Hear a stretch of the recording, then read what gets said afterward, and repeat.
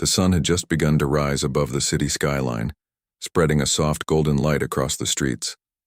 It was one of those peaceful mornings when everything feels slower, calmer, and somehow beautiful in its simplicity. The air carried the faint smell of roasted coffee from a nearby cafe, and the sound of early footsteps echoed through the stone walkway of the main square. Street vendors were setting up their stalls, opening umbrellas, arranging souvenirs, and tuning instruments for another long day. At one corner of the square stood an old upright piano. Its paint was faded, the keys slightly yellowed from years of use, and a few were chipped at the edges. Still, it had a charm that drew people to it. Sometimes it was played by children who barely knew how to press the right keys, and sometimes by older men who remembered old songs from their youth. It was the city's piano, worn, imperfect, yet full of life. That morning, as the square slowly came alive, a man walked quietly through the crowd. He looked like anyone else, dressed in simple clothes, a dark jacket that had clearly seen better days, and a cap pulled down low over his face. He carried nothing but a small paper bag and moved with a calm, almost invisible presence. People passed by him without a second glance. He stopped near the piano, watching a young street performer play a cheerful tune. The boy played with enthusiasm, though the melody was uneven. His fingers stumbled a little, but he smiled through it, hoping someone would drop a few coins into his open case. A few tourists stopped, took pictures, and clapped politely before walking away. The man in the jacket watched quietly. His eyes softened as he listened, and for a moment he seemed lost in thought, as if the sound of the piano carried him somewhere far away. Then he looked around the square. No one recognized him. No one whispered his name or pointed a camera in his direction. For the first time in a long while, he was just another face in the crowd. What no one knew was that this man was not an ordinary passerby. Behind the simple clothes and quiet face was someone who had once been the most talked-about figure in the music world. He owned studios, record labels, and even concert halls in different parts of the world. His company had discovered famous singers, produced chart-topping songs, and made millions. But all that was hidden now behind a life he had chosen, a life away from attention, away from the noise of fame. He had built everything around music, yet somewhere along the way he had forgotten how it felt to simply play. The board meetings, the interviews, the constant pressure to make profit, they had taken away the joy he once felt sitting in front of a piano. For years he hadn't touched one, until recently when something inside him began to ache, not for success but for silence, for truth, for the sound of real music again. So he started traveling quietly, without telling anyone. He wanted to see what music looked like outside of studios and concert halls, on the streets among people who played not for fame but for life itself. That's how he ended up here, in this small square on this quiet morning. The young performer finished his tune and looked around. A few coins had been dropped in his case, not much, but enough to make him smile. He took a small sip of water, wiped his hands, and looked at the man standing near the piano. "Want to give it a try?" he asked, half joking. "It's not in tune, but it still sings if you're kind to it." The man smiled faintly. "I might," he said softly, his voice almost lost in the morning breeze. The performer laughed lightly. "Go ahead then. It could use some love." People nearby barely noticed the exchange. A couple sipping coffee glanced over, thinking he was just another passerby trying his luck. The man set his paper bag on the ground, removed his cap, and sat on the wooden stool. The piano creaked slightly as he adjusted his seat. He brushed his fingers gently across the keys, almost as if greeting an old friend. It had been years since he had done this. The touch felt familiar, yet distant. The cool, smooth keys under. His fingers sent a shiver through him, not from cold but from emotion. He pressed one key softly. A faint, cracked note came out, imperfect but real. He smiled. He didn't start playing right away. He just sat there for a moment, eyes closed, listening. Not to the piano, but to the sounds around him. The murmur of voices, the footsteps, the pigeons fluttering near the fountain, the laughter of a child chasing a balloon, all of it blended together into the rhythm of city life. Then, he took a deep breath and began to play. The first notes were soft, hesitant, like someone testing the waters after a long absence. A few people turned their heads, curious. The melody was slow and delicate, almost fragile, but there was something in it, something that made people stop. The sound didn't come from the piano alone. It came from somewhere deeper. As he continued, his hands began to move with ease. The melody grew warmer, richer, flowing like a river that had finally found its path again. His body relaxed, his eyes half closed, completely lost in the moment. The young performer watched from the side, his mouth slightly open. He had never heard anyone play like that, not even on television. Every note felt alive, filled with a story he couldn't quite explain. The man's fingers moved gracefully across the keys. The piano, though old and tired, responded beautifully. The broken strings seemed to come alive, as if they too had been waiting for someone to remind them of what they were meant to do. Within minutes, the atmosphere in the square changed. Conversations softened. The coffee drinkers turned their chairs to listen. A vendor paused mid-sale. Even the pigeons seemed to stop moving, as if they too were caught in the music. The man played not for attention, but for peace. The melody carried both sorrow and joy, the kind that only comes from a life lived with both success and loss. There was something honest about the way he played. No showmanship, no rush, just pure emotion. As the piece continued, more people gathered around. Some recorded videos on their phones, others just stood silently, feeling something they couldn't put into words. For the man, time disappeared. He wasn't in a square anymore, he was somewhere else entirely. He was back in his youth, in a small apartment with an old piano just like this one. He could almost hear the laughter of people he used to know, the long nights of composing. The excitement of discovery before fame turned everything cold. When the song finally ended, he let his hands rest on the keys. A deep silence filled the space, the kind that comes right after something beautiful. Then, slowly, the sound of applause rose. People clapped, some even cheered softly. A few had tears in their eyes. The man smiled humbly, nodded once, and stood up. He put his cap back on, picked up his paper bag, and thanked the young performer quietly. "That was incredible," the performer said, still amazed. "You should be on a stage somewhere." The man chuckled gently. "I've had enough stages in my life," he said. "This one feels better." He turned to leave, disappearing into the crowd as quietly as he had come. No one knew his name. No one knew that a billionaire had just played for free on a street corner. To them, he was just a mysterious stranger who had given them a moment they would never forget. The young performer stood there for a long time after he left. He didn't even notice the crowd dispersing.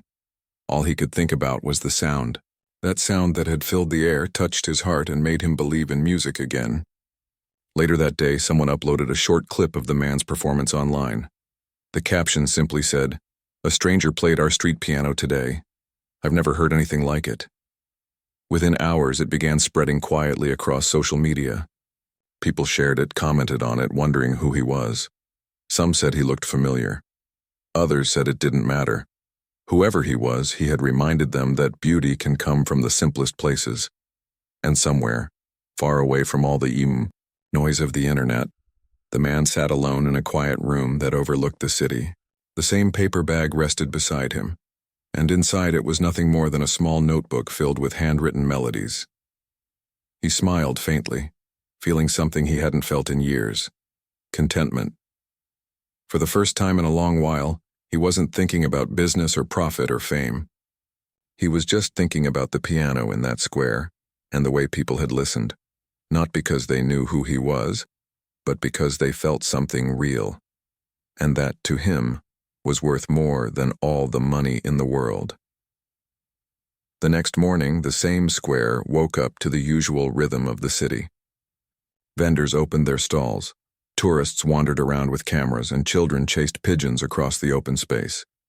The old piano sat quietly in its corner, its surface marked by time, as if waiting for someone to touch it again. But the man who had played the day before was nowhere to be seen. Still, people talked about him. The young street performer who usually played there kept replaying the moment in his mind. He had stayed up half the night scrolling through his phone, amazed to see the video of that performance spreading everywhere.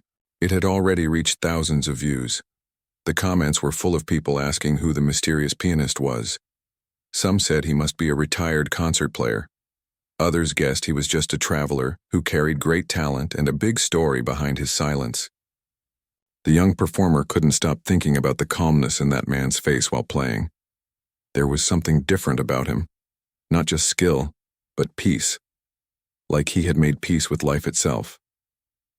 By noon, a few people had gathered again around the piano, hoping the stranger might return.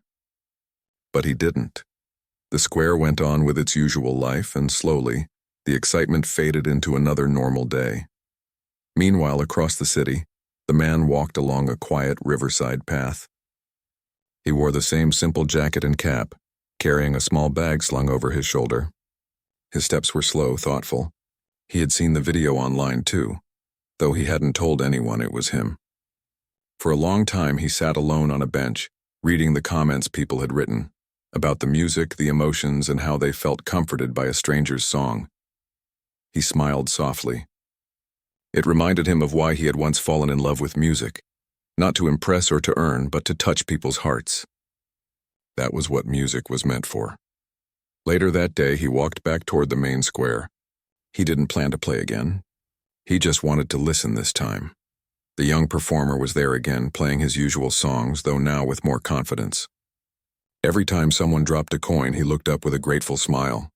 When the older man appeared in the distance, the performer's face lit up. "You came back," he said, stopping mid-song. The man nodded, smiling. "I couldn't stay away for long. Your music sounded good from far away." The performer laughed shyly. "Not as good as yours. People are still talking about you. They're saying you're some famous pianist who disappeared." The man chuckled lightly, shaking his head. "People like stories more than truth sometimes. I'm just someone who loves to play." He stood nearby for a while, watching as the boy continued. When the performer's hand slipped on a wrong note, he flinched slightly, embarrassed. The older man leaned closer and said softly, "Don't stop when you miss a note. Keep going. Music forgives mistakes." The boy nodded, took a deep breath, and continued to play. The melody flowed again, smoother this time. The man listened quietly, nodding along, sometimes tapping his foot in rhythm. After a few songs, when the small crowd moved on, the performer looked at him curiously. "You really know a lot about music, don't you?" he asked. The man gave a faint smile. "I've spent my whole life around it. Sometimes I think I understand music better than people." The boy tilted his head. "Were you a teacher or something?" For a moment, the man didn't answer. His eyes drifted to the sky, as if he was remembering another life. "Something like that," he finally said. "I used to help others make music. I helped many people find their sound, until I lost mine." The boy didn't understand fully, but he could sense there was pain behind those words. They talked a little more on about music, about dreams, about how hard it was to make a living as a street performer. The man listened carefully, nodding often, offering small bits of advice. He didn't talk about himself much. He never mentioned his wealth, his past, or his fame. Instead, he asked questions about how the piano ended up there, who usually played it, what songs people liked most. The performer told him everything he knew, even how sometimes people laughed when he played off-key, or how tourists threw coins only when he played familiar tunes. The man listened with quiet empathy. "People forget that music isn't about perfection," he said gently. "It's about honesty. If you play with your heart, someone will always listen." Before leaving, he reached into his pocket and handed the young performer a small folded note. "Buy yourself new strings for your guitar," he said, noticing the instrument leaning nearby, missing one string. The performer hesitated. "I can't take your money, sir." "It's not money," the man replied softly. "It's a thank you. You reminded me what real music sounds like." Then he smiled and walked away before the boy could even open the note. When the performer finally did, he found not just a small bill, but also a short line written in neat handwriting. "Play with love, not fear." That night, as the city lights shimmered across the river, the man sat alone in his quiet apartment on the edge of town. The room was large but empty. decorated with minimal furniture and a single grand piano covered with dust. He walked toward it slowly, ran his fingers across the lid and opened it. The keys gleamed faintly in the dim light. He hadn't played this piano in years. It had once been his companion through every success and heartbreak. It was the same piano where he had composed the first song that made him famous. The same one that had sat in his office while he built his empire. But now, sitting before it, he realized how much he had missed this, the simple act of creating sound for no reason other than to feel alive. He started playing softly, not a song he knew, but something new, something spontaneous. It was a melody born from everything he had seen that day. The laughter in the square, the struggling performer, the sound of the old street piano. Each note carried warmth and a sense of freedom. As he played, memories filled his mind. Crowded halls, flashing lights, expensive suits, endless interviews. He remembered the applause of thousands, the handshakes with investors, the moments when he thought he had everything, yet none of it made him feel what he felt now. This quiet contentment, this honest connection between his heart and the keys. He paused and looked out the window. Down below, the city glowed softly, unaware of the man sitting alone with his thoughts. For years, people had seen him as a symbol of success, but deep down, he had always been searching for something simple: truth. The next morning, he returned to the square again. This time, he didn't hide far back. He sat on a bench near the piano, blending into the background. He watched as different people came and went, a woman playing a lullaby for her child, an old man tapping random keys, a teenager laughing with friends. Everyone added a small piece of their story to the piano's life. After a while, the young performer arrived again, this time with a new string on his guitar. When he saw the older man sitting there, he grinned widely. "I fixed it," he said proudly. The man nodded. "Good. Now play something you've never played before." The performer looked nervous. "I don't know if I can make something up." "Just try," the man said. "Music doesn't come from knowing. It comes from feeling." The boy hesitated for a moment, then started strumming softly. The sound was raw but sincere. Slowly, a tune began to form. Uneven at first, then flowing smoothly. People nearby started to listen. The man closed his eyes, nodding gently to the rhythm. When the boy finished, the older man clapped softly. "See, that was you. Not anyone else's song, not anyone's approval. Just you." The performer laughed, a bit embarrassed but proud. "It wasn't perfect." "It doesn't need to be," the man said kindly. "Perfection is boring. Truth isn't." As the afternoon sun dipped lower, they sat together watching the square buzz with life. The boy talked about his dreams again, of someday recording his own music, of traveling, of finding people who'd listen. The man listened quietly, hiding the fact that he could make all those dreams come true with one phone call. But he didn't. He wanted the boy to earn it through heart, not through favors. Before he left that day, he said one last thing. "Keep playing here. Don't worry about who listens. Sometimes the world needs to hear music from the streets more than from a stage." Then, just like before, he walked away, blending into the moving crowd. The young performer watched him go, feeling like he had just met someone extraordinary, though he still didn't know who that man really was. And somewhere in the city, behind quiet walls and glass windows, the billionaire smiled to himself. He had found what he was looking for, and not fame, not recognition, but a small reminder that music, at its heart, was still alive out here among ordinary people. The morning air felt lighter that day, almost as if the city itself was humming with quiet excitement. The square had become livelier since that mysterious performance. Tourists still gathered around the piano, taking photos and hoping to witness another magical moment. Even vendors talked about it among themselves. The story of a humble stranger playing like a master had spread quickly, not only through videos online but also through word of mouth. The young street performer had gained a little more attention too. People often asked him if he knew the pianist. He would shake his head, smiling shyly, and say, "No one really knows who he is." Yet deep inside, he felt a connection, as if that man had left behind a spark that kept his music alive. That afternoon, the performer was already at the square, tuning his guitar and setting his open case near the piano. The crowd was smaller than usual. The sun was soft, and a cool breeze carried the smell of roasted nuts from a nearby stall. The boy looked up suddenly, and there he was again. The man with the cap and old jacket was walking slowly across the square, holding his small paper bag just like before. The performer's face lit up. "You came back again," he said warmly. The man smiled gently. "I told you the music here has something special." People noticed him too. A few whispered to one another, recognizing his face from the viral video. Some took out their phones, though they hesitated to record, not wanting to break the calm that seemed to surround him. The young performer moved aside from the piano stool. "You should play again," he said eagerly. "People are waiting for it," but the man shook his head. "Not today. You play first." The performer looked surprised. "Me?" "Yes," the man said kindly. "I want to hear what you've been practicing." The performer hesitated for a moment, his fingers trembling slightly. A small crowd had begun to form already. He wasn't used to playing for so many people, but the older man's calm presence gave him courage. He sat down, closed his eyes, and began to play. The tune was something he had written himself, a soft, emotional melody inspired by that first day when the stranger played. It wasn't perfect. A few notes stumbled and his rhythm broke once or twice, but the music carried heart. The man watched closely, nodding along to the rhythm, his expression gentle but proud.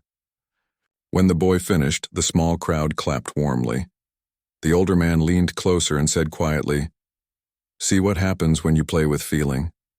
You didn't try to impress anyone. You just shared something real. That's what makes music beautiful." The performer smiled shyly, his face glowing with pride. "I learned that from you." The man chuckled softly. "Maybe. Or maybe you just remembered what you already knew." A moment passed between them. A moment of mutual respect that didn't need words. Then the man stepped forward. "May I?" he asked, motioning to the piano. The performer quickly moved aside and the crowd stirred with excitement. Phones came out, whispers rippled through the square, and even the vendors stopped mid-sale. The man sat down and touched the keys lightly, as if greeting them again after a long absence. He took a deep breath and began to play. This time the music was different. It started slow, tender, almost like a conversation, the kind you have with an old friend you haven't seen in years. Then it grew deeper, richer, building layers of emotion. The notes filled every corner of the square, echoing off the walls, weaving through the crowd like a soft wave. People stopped walking. A group of children sat on the ground near the piano. Couples held hands. Some closed their eyes to feel the sound more deeply. The young performer stood beside him, completely still. He could feel his heart pounding, not from nerves but from awe. The music changed again, now brighter, freer, as if sunlight itself had turned into sound. Every note told a story, of loss, of joy, of love rediscovered. The man wasn't just playing. He was speaking through the piano. Tears welled in some listeners' eyes. Others smiled quietly, touched by something they couldn't explain. And then, just as suddenly, the melody softened again. It slowed down until the last note lingered in the air like a whisper. For a long moment, no one moved. Silence hung in the space, and heavy but peaceful. Then applause erupted. People clapped and cheered, some calling out for more. Cameras flashed, and the sound of excitement filled the square. The man smiled faintly, almost embarrassed by the attention. He stood up slowly, nodded to the crowd, and gave a small bow. But before he could leave, a voice from the crowd shouted, "Wait! Aren't you that billionaire musician? The one who disappeared years ago?" The square went quiet again. The performer froze, looking at the man in surprise. The man's smile faded slightly, but his calmness didn't waver. Someone else added, "It's him. Look at the video. It's the same person." A few people started murmuring, some showing photos on their phones, comparing faces. The performer looked at him, confused. "Is that true?" he asked softly. The man took a deep breath. "It was true," he said gently. "A long time ago." The crowd erupted again. Cameras lifted, voices rose, people asking questions all at once. The man raised his hand lightly, signaling for calm. "I'm not here as anyone special," he said in a soft voice that somehow carried over the noise. "I'm just a man who loves music. That's all." His words quieted the crowd a little, but the curiosity didn't disappear. People still whispered and pointed their phones at him. The performer stepped forward protectively. "He just wanted to play," he said, his voice shaking slightly. "Please, just let him be." That simple statement seemed to change the mood. The crowd grew quieter again. Some put their phones down, realizing this wasn't a show. It was something real. The man looked at the performer, a mix of gratitude and sadness in his eyes. "Thank you," he said softly. Then he turned to the people around him. "Music doesn't belong to fame," he said. "It belongs to moments like this, when strangers come together for something beautiful. Don't worry about who I am. Just remember how you felt." He gave a small nod and stepped away from the piano. No one stopped him this time. They simply watched as he walked slowly through the crowd, blending once more into the city. The performer stood there, still in shock, still processing everything. He turned to the piano, touching one of the keys lightly as if it held some piece of truth. That evening, the videos spread like wildfire. Headlines appeared online. Undercover billionaire found playing street piano, crowd in tears. The clip showed his face clearly this time, confirming his identity. People were stunned. They talked about how someone so rich and powerful could choose to play on the streets, dressed like an ordinary man. Some called it inspiring. Others called it unbelievable. But everyone agreed on one thing: the music was unforgettable. Back in his quiet apartment, the man sat in front of the same grand piano as before. His phone buzzed nonstop with calls from reporters, business partners, and old friends. He ignored them all. He simply sat there, staring at the keys. The world had found him again, even though he had tried so hard to disappear. But as he sat there in the silence, he realized something. Maybe this time he wouldn't run. Maybe he could use this moment to remind people what real music meant, to bring it back to the streets, to the hearts of those who still believed in its purity. He placed his hands gently on the piano and began to play again. The melody that came out was soft, reflective, and full of hope. It was the sound of a man rediscovering his purpose, not as a billionaire, not as a celebrity, but as someone who finally understood what mattered most. Outside his window, the city light shimmered, and in the distance, he could almost hear the faint echo of that old street piano and the laughter of the young performer. He smiled to himself and whispered quietly, maybe this was how it was meant to be. The music filled the room again, flowing out into the night like a promise that no matter how far life takes you, the heart always finds its way back to what's true. The next few days felt strange for everyone in the square. People still came to play, to listen, and to talk about what had happened.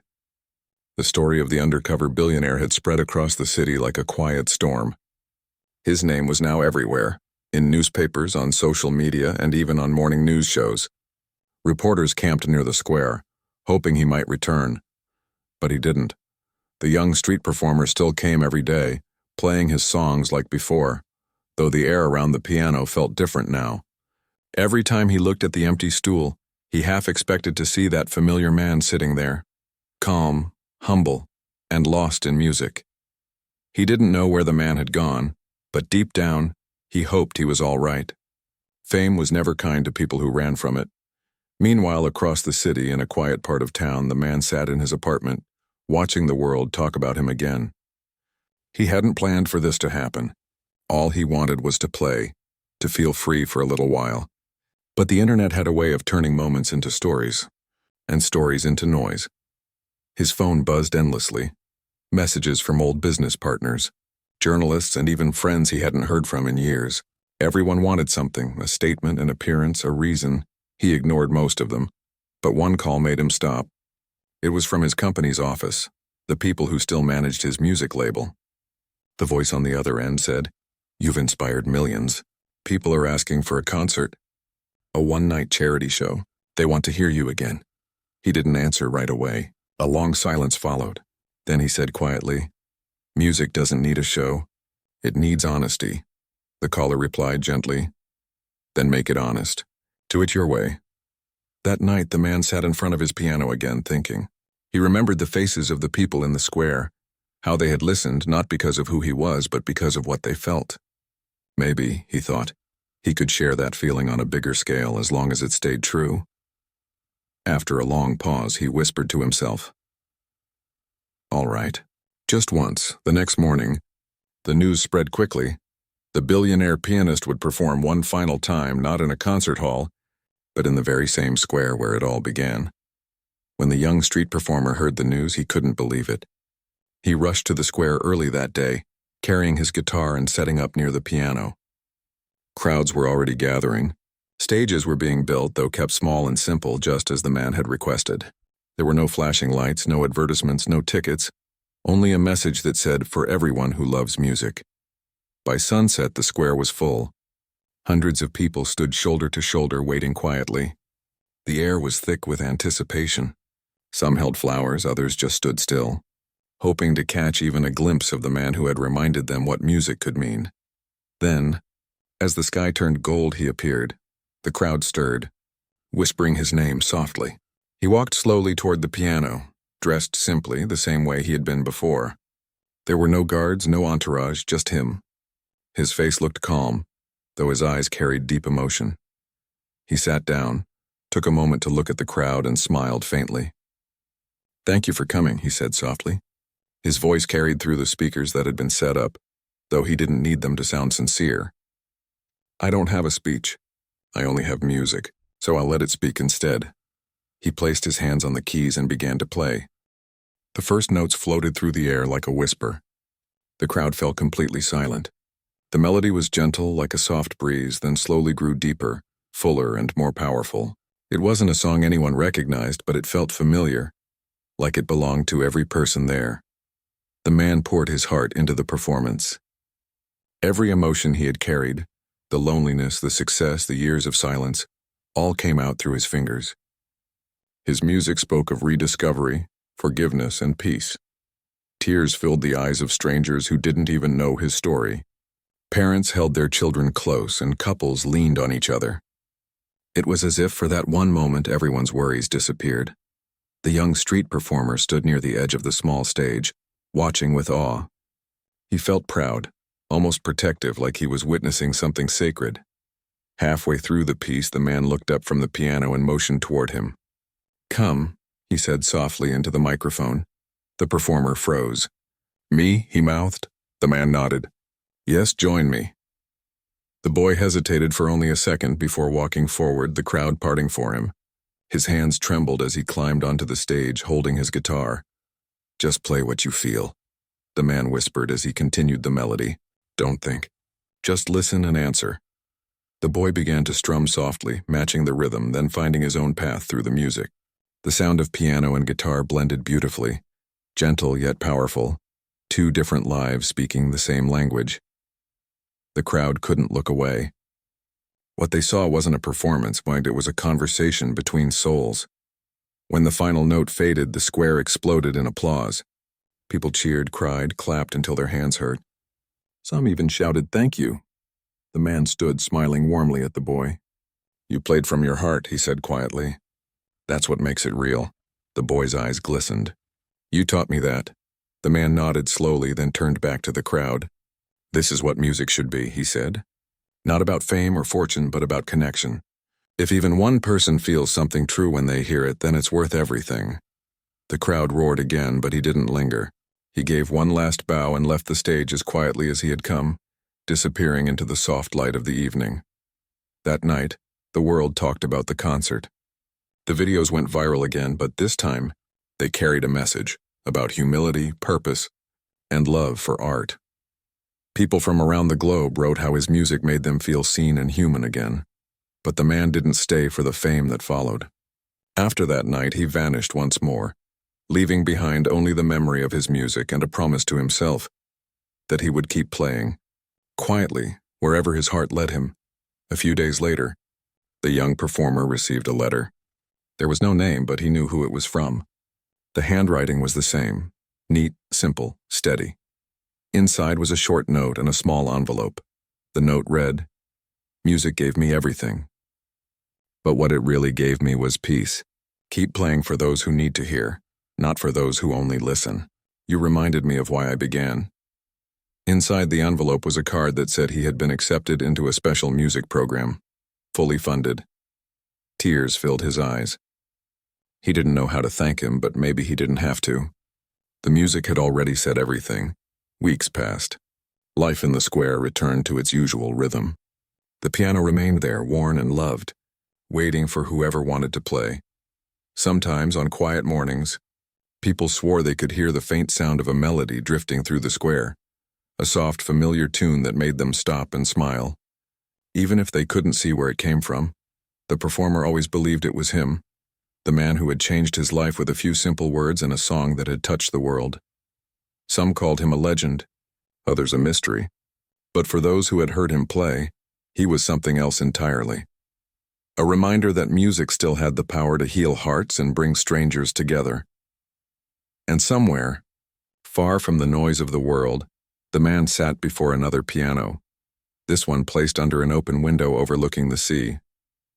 The sound of waves mixed with the notes he played. He no longer needed applause, attention, or recognition. He played because he could. He played because it made him feel alive. As the sun dipped below the horizon, he smiled softly, remembering the faces in the crowd, the boy beside him and the city square that had brought him back to life. And when the final note faded into the sound of the ocean, he whispered to himself, This is what freedom feels like. The days after the performance felt different for the city. The square, which had always been alive with music and chatter, now carried a quiet reverence. People walked by the piano slowly, some stopping to touch the worn keys, others just standing and listening to the faint wind that seemed to carry echoes of the mysterious performance. The young street performer returned every day. He played as always, but there was a change in him. He no longer focused on coins, attention, or praise. He played with a deeper heart, letting each note tell a story just as the man had taught him without really saying it. People noticed. Crowds grew bigger, but this time it was different. They came to feel, not just to watch. Every so often, the performer would glance around, hoping to see the man who had changed everything. Some days he imagined a shadow in the corner of the square, a cap pulled low, quietly watching, but the man never appeared. Yet it didn't matter.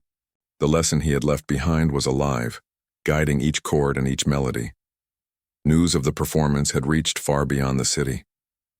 Newspapers, blogs, and social media shared stories about the undercover billionaire who had played on the streets. Millions of people across the world watched the video over and over again, amazed at his humility and his extraordinary talent. Comments poured in from strangers, many saying that the music had made them feel something they had not felt in years. Hope, peace, and a simple joy that money or fame could never buy. The man, meanwhile, continued his quiet life. He returned to places where music lived naturally, in streets, small parks, and community halls. He didn't perform for attention, only for connection. He knew now that his wealth and influence were meaningless if he didn't remember why he had loved music in the first place. And so quietly he gave back, not through charity announcements or press conferences, but through action. He began supporting street performers in small ways.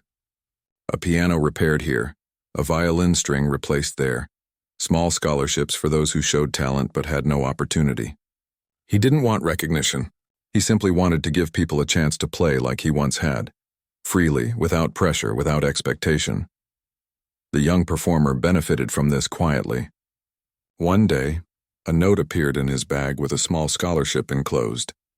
He didn't know who had sent it, but he felt the presence of the man in every word. Keep playing from your heart. That is what matters. Over time, the boy's music improved not just in skill but in soul. People began to come from other neighborhoods to hear him play. Some stayed to talk, others just listened quietly. His music started to inspire people the way that first performance had inspired him, and he knew it all began with a stranger who had shown him that true music doesn't need an audience. It needs honesty. One day, months later, the man returned to the square quietly, sitting on a bench nearby. He didn't make a show of himself. He just watched the performer play. The boy didn't see him at first, completely lost in his music. When he finally looked up, he froze. There was the man smiling softly, observing. The boy ran over, excitement and gratitude shining in his eyes.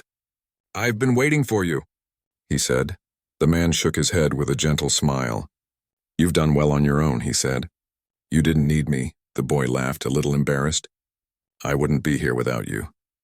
The man looked out at the crowd, people listening to the music, some nodding along, some closing their eyes, completely immersed. "Music is bigger than any one person," he said. "It belongs to everyone who feels it." They sat together quietly for a while. The man didn't play this time. He simply listened, The young performer played melodies that were now fully his own, inspired by what he had learned but unique in their spirit. And for the first time he understood what the man had meant when he said music was about connection, not perfection. When the last note faded, the man stood up.